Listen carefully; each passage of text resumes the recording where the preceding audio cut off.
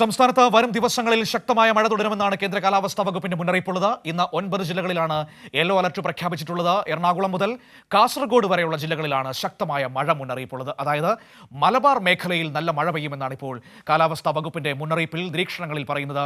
മാനസ തിരുവനന്തപുരത്ത് നിന്ന് നമ്മളോടൊപ്പം ചേരുകയാണ്. മാനസ തന്നെയാണ് ഇന്ന് തിരുവനന്തപുരത്ത് നിന്ന് എല്ലാ വാർത്തകളും നമ്മളോട് പങ്കുവച്ചുകൊണ്ടിരിക്കുന്നത്. മാനസ, വാർത്തകൾ മഴ പോലെ പെയ്യുന്ന ഒരു ദിവസം, അതിനിടയിൽ തന്നെ മഴയുടെ വാർത്തകളും നമുക്ക് പങ്കുവയ്ക്കാം. തിരുവനന്തപുരത്ത് ഇപ്പോൾ മഴയില്ല എന്ന് എനിക്ക് തോന്നുന്നു, നഗരപ്രദേശത്ത്. പക്ഷേ രാവിലെയൊക്കെ നല്ല മഴയായിരുന്നു. എന്താണ് സംസ്ഥാനത്തുടനീളം നൽകിയിരിക്കുന്ന മുന്നറിയിപ്പുകൾ, ജാഗ്രതാ നിർദ്ദേശങ്ങൾ?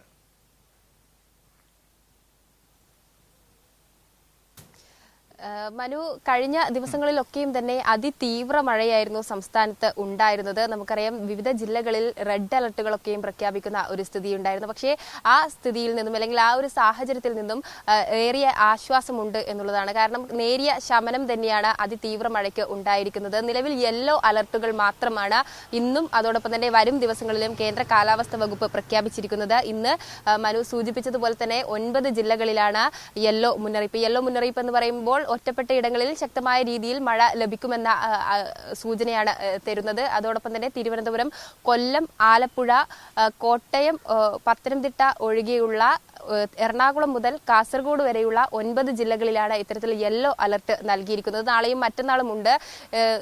ഈ ഘട്ടത്തിൽ കേന്ദ്ര കാലാവസ്ഥാ വകുപ്പ് പറയുന്നത് മധ്യ വടക്കൻ ജില്ലകളിലാണ് ഇത്തരത്തിൽ മഴ ശക്തമായ രീതിയിൽ തുടരുക എന്ന മുന്നറിയിപ്പാണ്. ഒപ്പം തന്നെ ഈ ജൂലൈ 24 വടക്കൻ ബംഗാൾ ഉൾക്കടലിന് മുകളിലായി പുതിയ ഒരു ന്യൂനമർദ്ദം രൂപപ്പെടാൻ സാധ്യതയുണ്ട്.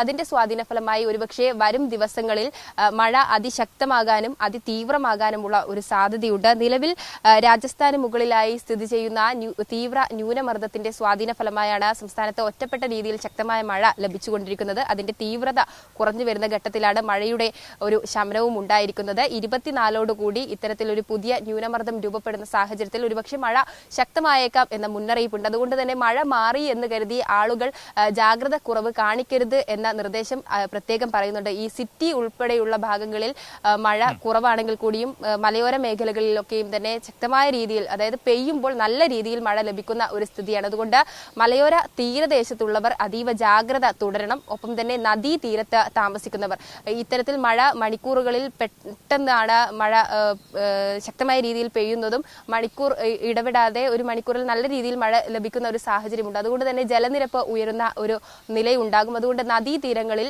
അതോടൊപ്പം തന്നെ താഴ്ന്ന ഭാഗങ്ങളിൽ താമസിക്കുന്നവരും വെള്ളം ഉയരുന്ന പശ്ചാത്തലത്തിൽ അടിയന്തര സാഹചര്യങ്ങളിൽ മാറേണ്ടി വന്നാൽ അത് അധികൃതരെ അറിയിച്ച് മാറി താമസിക്കണം എന്ന നിർദ്ദേശമാണ് സംസ്ഥാന ദുരന്ത നിവാരണ അതോറിറ്റിയും നൽകുന്നത്. നിലവിൽ ശക്തമായ മഴയ്ക്കൊപ്പം നമുക്കറിയാം അതിശക്തമായ കാറ്റ്, അതായത് 40 മുതൽ 50 കിലോമീറ്റർ വരെ വേഗതയിൽ വീശുന്ന കാറ്റ് ഉണ്ട്. അതുകൊണ്ട് പൊതുജനങ്ങൾ പൊതു ഇടങ്ങളിലൂടെ സഞ്ചരിക്കുമ്പോഴും ശ്രദ്ധിക്കേണ്ട ഒരു സ്ഥിതിയാണ്.